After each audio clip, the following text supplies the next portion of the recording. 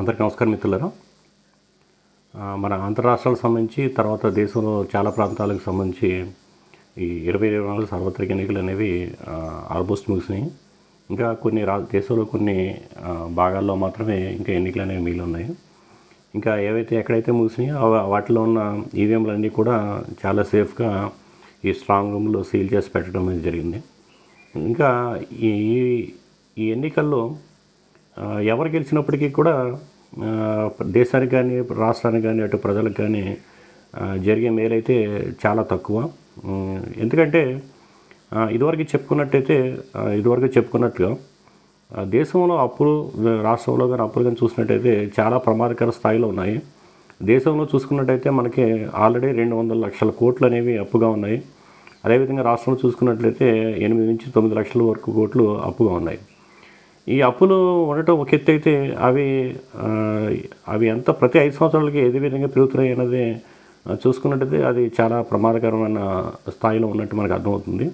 ఇంకా దేశంలో చూసుకున్నట్టయితే 10 సంవత్సరాల క్రితం దేశం యొక్క అప్పు 50 లక్షల కోట్లు అయితే తర్వాత 5 సంవత్సరాలకి అది మరి ఇంకొక కొత్తగా 5 లక్షల కోట్లు చేరడం, ఆ తర్వాత 5 సంవత్సరాలకి 100 లక్షల కోట్లు అనేది చేరడం అనేది చాలా ఆందోళన కలిగించే అంశం. ఇంకా రాష్ట్రంలో చూసుకున్నట్టయితే 10 సంవత్సరాల క్రితం రాష్ట్రం యొక్క అప్పు 1,25,000 కోట్లు అయితే తర్వాత 5 సంవత్సరాల్లో కొత్తగా 2,50,000 కోట్లు అప్పు చేరడం, తర్వాత 5 సంవత్సరాల్లో కొత్తగా 5 లక్షల కోట్లు అనేది అప్పు చేరడం అనేది తీవ్ర ఆందోళన కలిగించే అంశం. ఇదివరకు చెప్పినట్టు అప్పులు అనేవి ఏంటంటే, అప్పుల గురించి చెప్పాలంటే అప్పులు మొదట్లో అప్పులు మనం తింటాం. ఒక స్థాయి దాటిన తర్వాత అప్పులు అనేవి మనల్ని తింటాయి అన్నమాట. అందువల్ల ఇవి అప్పులు అనేవి చాలా ప్రమాదకరం. ప్రపంచాన్ని చూసుకున్నట్టు కూడా ప్రపంచంలో చాలా దేశాలు ఈ అప్పులు ఊబిలో చిక్కుకుని అవి లేకుండా అవి పతన స్థాయికి చేరుకోవడం అనేది జరిగింది. ఇంకా మన దేశాన్ని చూసుకున్నట్టయితే అప్పులతో పాటు ఇంకా అనేక సమస్యలు, అంటే నేచురల్ కలామిటీస్ కానీ, ఈ నిరుద్యోగం కానీ, ఆ తర్వాత ఏంటంటే ఈ పౌష్టికాహార లోపం, నీరు లేకపోవటం, తర్వాత ఆహార ఉత్పత్తి తరుగుదల, నిరుద్యోగం అని ఇంకా ఎన్నో సమస్యలు అనేవి దేశాన్ని పీడిస్తున్నాయి. సో ఇవన్నీ కూడా చాలా ప్రమాదకరమైన విషయాలు.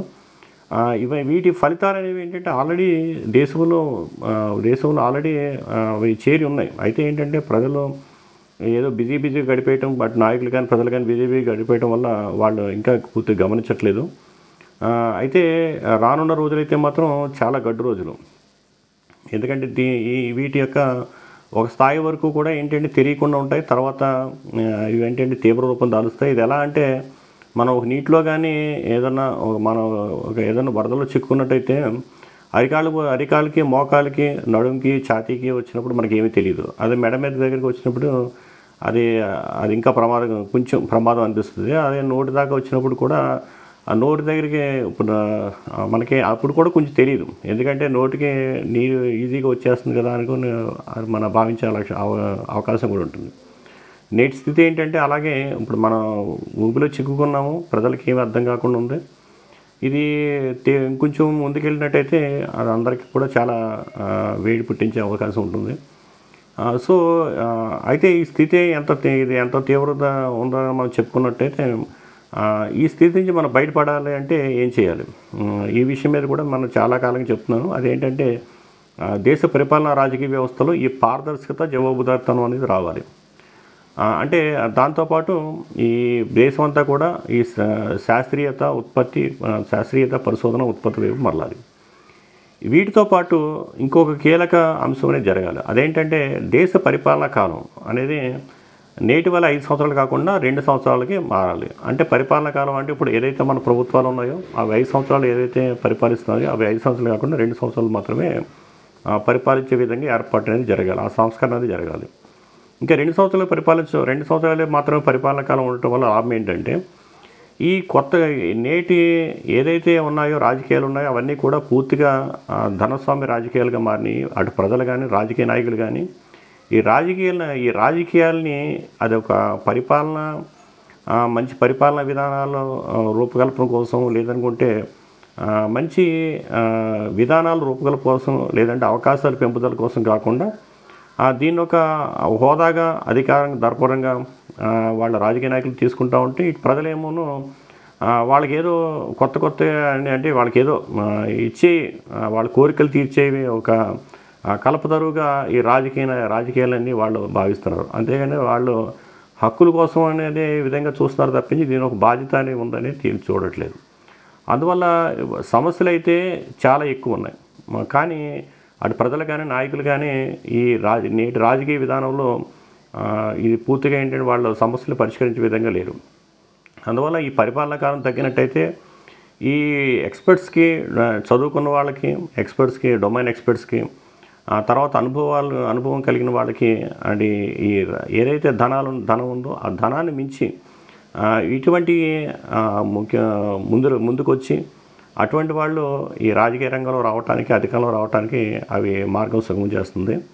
ఇంకా అది కాకుండా ఎవరైతే బ్యాడ్ పొలిటీషియన్స్ ఉంటారో వాళ్ళందరూ కూడా త్వరితగతిన ఈ రీకాల్ సిస్టమ్ ద్వారా కానీ లేదంటే తక్కువ పరిపాలనా కాలం ఉండటం వల్ల కానీ వాళ్ళు వ్యవస్థ నుంచి ఎలిమినేట్ అయ్యే అవకాశం అనేది ఏర్పడుతుంది. అందువల్ల ఇది అతి ముఖ్యమైన సంస్కరణ. ఇది సంస్కరణ కూడా తప్పనిసరిగా జరగాలి.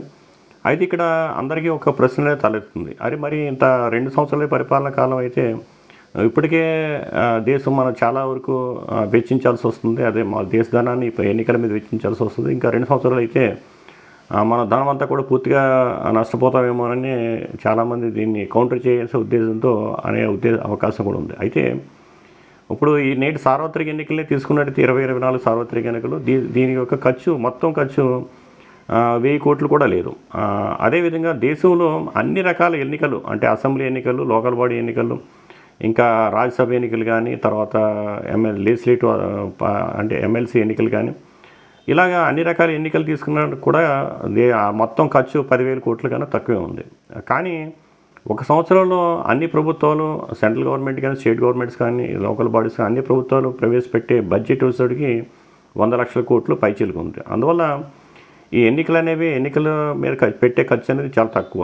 ఓన్లీ ఏంటంటే ఈ రాజకీయ నాయకులు, ప్రజలు ఏంటంటే దీన్ని ధనస్వామ్యంగా మార్చేయటం వల్ల అంటే దీన్ని ఒక ఏంటంటే మనీ ఓరియంటెడ్గా మార్చేయటం వల్లే మనకి ఈ ఖర్చు అంతా కనిపిస్తుంది. కానీ ప్రభుత్వం చేసే ఖర్చు, వ్యవస్థలో నిజంగా జరిగే ఖర్చు అయితే చాలా తక్కువ. అందువల్ల ఈ ప్రజలు ఎవరైతే ఉన్నారో వాళ్ళు ఇప్పుడు దాకా మీరు మీ పార్టీల గెలుపు కోసం, మీ నాయకుల గెలుపు కోసం కేవలం కృషి చేశారు. కానీ నేటి పరిస్థితుల్ని మీరు అవగాహన తెచ్చుకుని మీ సమస్యలు భవిష్యత్తుని మీరు ఒకసారి దృష్టిలో పెట్టుకుని ఇప్పటికైనా ఈ దేశంలో ఈ వాస్తవికత చేరేటట్టుగా ముఖ్యంగా సంస్కరణలు, ఈ రాజకీయ సంస్కరణలు అంటే పారదర్శక జవాబుదారితనం, తర్వాత ఈ శాస్త్రీయత పరిశోధన ఉత్పత్తి, ఆ తర్వాత ఈ పరిపాలనా కాలం కూడా ఈ 2 సంవత్సరాలకి మారే విధంగా అందరూ కూడా కృషి చేయాలని కోరుకుంటున్నాను. ఇంకా ఏంటంటే ఎన్నికలు కూడా అయిపోయినాయి కనుక ఈ రాజకీయ పార్టీల గురించి కూడా మనం రాజకీయ పార్టీలు, ఈ నాయకులు ఏ విధంగా వాళ్ళు వ్యవహరించారు, ఈ విషయాలు కూడా ప్రజలకు అవగాహన కల్పించే విధంగా మనం కొన్ని వీడియోలు చేద్దాం. నెక్స్ట్ వీడియోలు కూడా అదే విధంగా ఉంటాయి. సో అందరూ కూడా దీన్ని మన ఛానల్స్ని సబ్స్క్రైబ్ చేసుకుని దీన్ని ఫాలో అవటం ద్వారా ఈ పరిపాలన విషయాలు, తర్వాత రాజకీయ విషయాల మీద పూర్తి అవగాహన తెచ్చుకోవాలని కోరుకుంటున్నాను. Thank you. ధన్యవాదాలు.